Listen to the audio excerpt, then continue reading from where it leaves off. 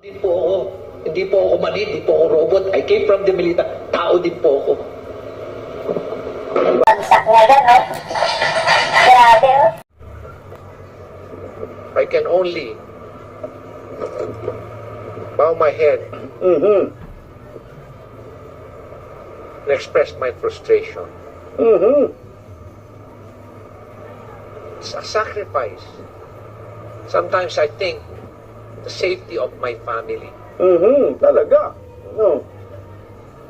Napakahirap labanan ang korupsyon dahil lagi na lang may mga taong wala nang ginawa kundi mamulitika Correct. at sirain pa yung ating reputasyon.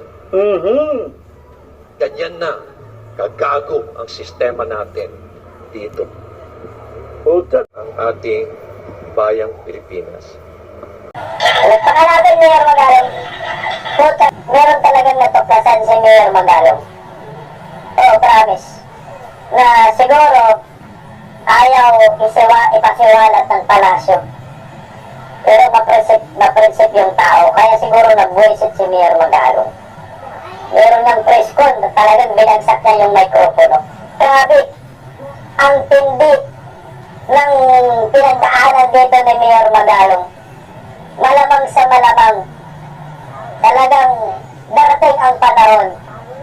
Hindi lang galit yung kanyang sasabihin sa talumpati, kundi pati yung mga natuklasan niya sa 2 linggo na nagiging membro siya dito sa Dependent Commission ng UAM.